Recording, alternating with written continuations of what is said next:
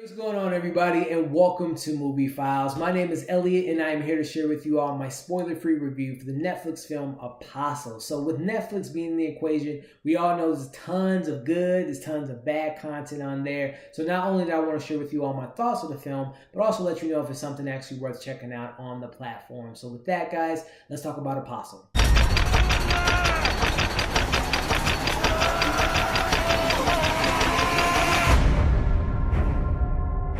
Alright, so before I get to my positives, my negatives, and give you guys a score at the end of this video, I want to welcome all the newcomers to Movie Files. If you haven't already, do me a favor, hit that subscribe button, check out our other content. We got movie reviews, trailer reactions, we talk some TV, we do some unboxing videos, so definitely hit that notification bell so you can stay up to date with all of our latest videos. So, as I had mentioned, we do trailer reactions, and I actually reacted to this trailer a couple weeks ago, and if you watched that video, you can definitely see my excitement for this film.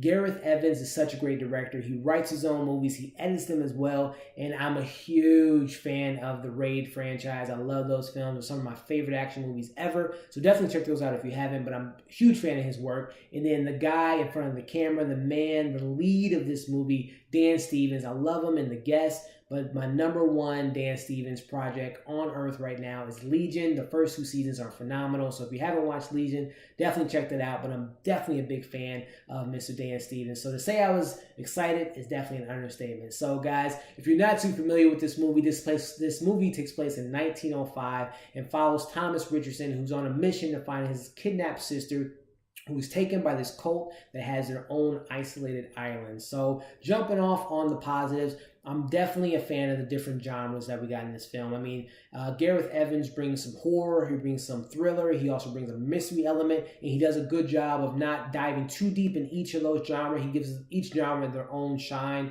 a moment to shine in this film, and I thought he handled it pretty well. As I had mentioned, you know I'm a big Dan Stevens fan. He does a great job as Thomas Richardson. He's a man of few words in this film. He doesn't have that much dialogue, but the dialogue he does have is really strong and powerful, and then his moments of being fearful and moments of stepping into action, he's definitely a leading man in this film. And I can't wait to see him just continue to get in these leading roles. I was definitely a big fan of his. And the supporting cast in general was pretty solid. You know, you have the young lady, I can't think of her name right now, but she was in Sing Street, one of my favorite films of 2016. You have Michael Sheen as Prophet Malcolm, who was pretty solid. And then I believe the gentleman's name was Marcus Lewis Jones, who played Quinn.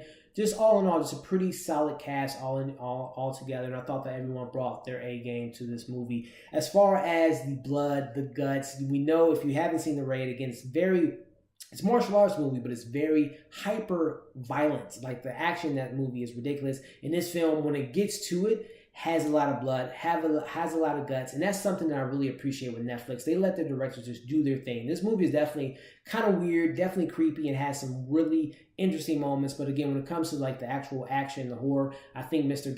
Gareth Evans does a good job of kind of bringing in, you know, that time of the year is Halloween, so I think he brings those elements, and there's definitely a lot of it there in this movie when it gets there. And there's this creepy guy, I don't want to give too much away, he's in the trailer, this guy with this kind of Wicker Man mask that's just creepy, and again, I just thought that all those moments that played, and as far as the horror elements, worked really well. With that, guys, jumping into my negatives, I will say this film is like 2 hours and 10 minutes, it's way too long, and really it's some subplots that I thought could have been completely taken out and maybe made this close to about hour and 45, you know, but there's this one subplot that involves this young girl and this young boy. It's like they have this love thing going on, they're forbidden love, and it's just, it should have been taken out of the film. Now, I know the purpose of it, because there's the character Quinn has this moment in the movie and it kind of sets him off on a chain of events, but I just thought that love story could have been taken out. And there was also some other things that just didn't need to be in the movie, so I thought the runtime was a little too young,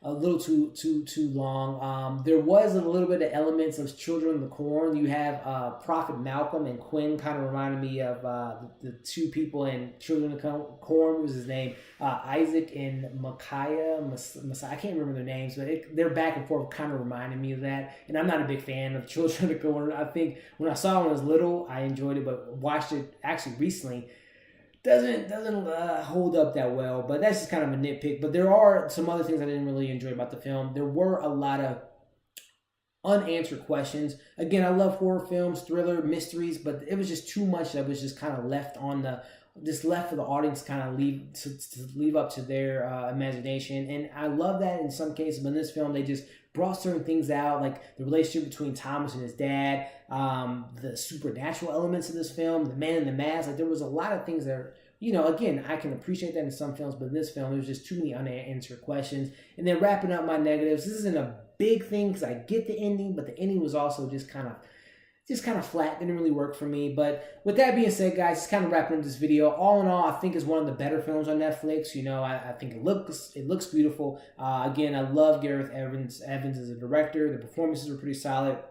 The film is definitely, just let you guys know, when you watch the trailer, it plays more of a horror film.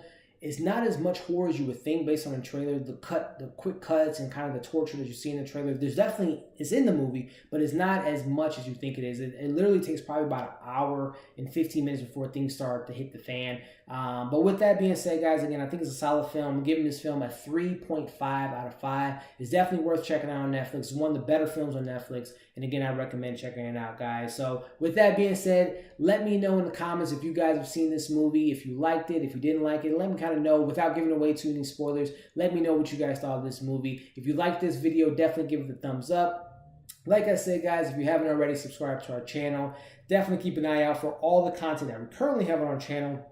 Did some trailer reactions for Pet Sematary. Glass just had a trailer, so check that out. And we got tons of movie reviews for all the latest movies that are in the theater now. Venom, A Star is Born, First Man, Bad Times at the El Royale. And then coming pretty soon, we'll have a trailer, or not a trailer, but a movie review for The Hate U Give. So with that, guys, being said, thank you for watching this video, and we'll see you on the next one.